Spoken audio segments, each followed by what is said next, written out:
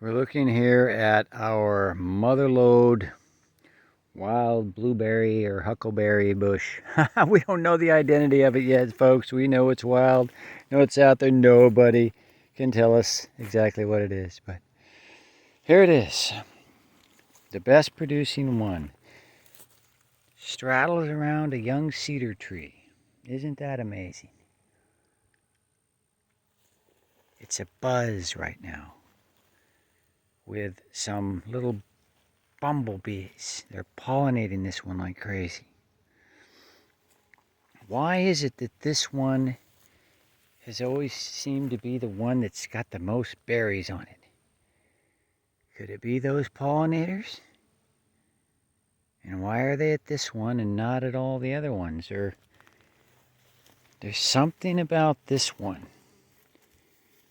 growing around this cedar tree, right at the base of it, and then all out through and around it where it's sent out the roots.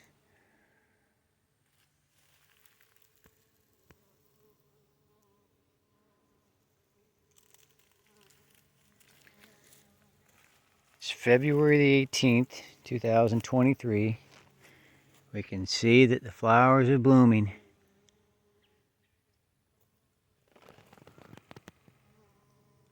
Beautiful little upside down urns.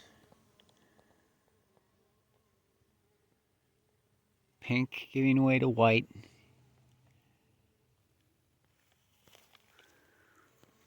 The little leaves are emerging.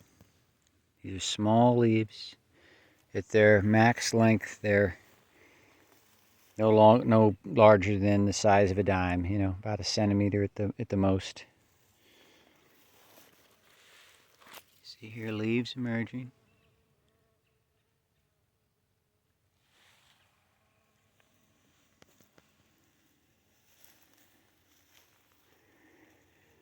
It has the berry growth habit of a huckleberry.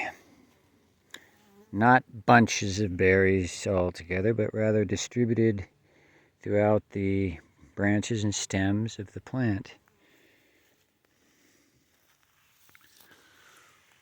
Look at that trunk down there.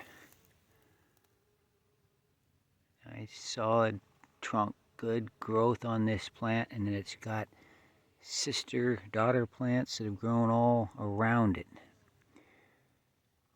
There's a little piece of Yelpon holly right here, but it's right next to the cedar. It's growing right at the trunk of the cedar.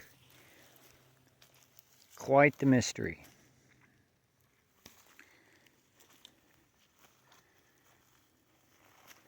Could it be that the key to fruiting on these plants is the pollinators, the presence of the pollinators?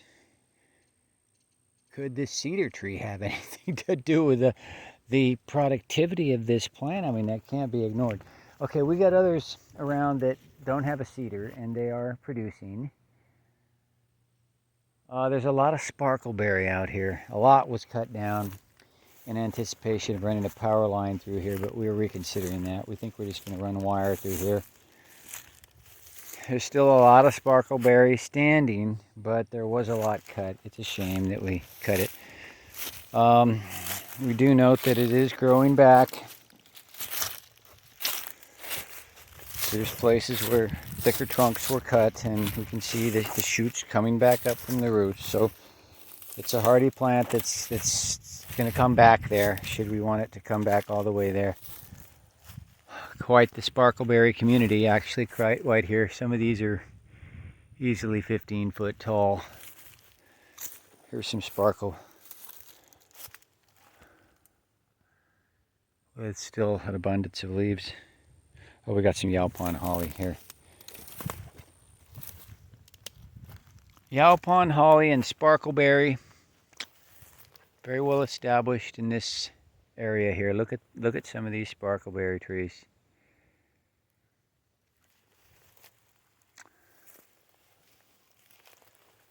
This oak is a bit dormant right now, but the goal was to cut that down to enable the power line to come through here, but we're rethinking that again, like I say.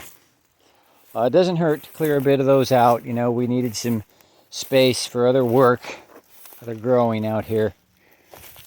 And some of those bases will, like we say, those can still produce. There's a bunch of stuff on this base. All right, there's always something to do out here, isn't there? But I got to get on to the tasks at hand. And the main thing right now is getting some cuttings from the mother lode berry shrub over here. And getting those into some beds for growing. We're also going to be grafting those onto some other stock. We're going to be air layering. We're going to be doing a lot. And with this, and note it, always marking which ones are coming from this mother plant. The plant did get a bit of pruning last year. We did get some cuttings going from it. We do have some cuttings growing from it, but this year we're going to be a little more frugal with it because we don't want to take too many cuttings off this when we're going to be doing some good air layers and grafts also. All right, let's get to work.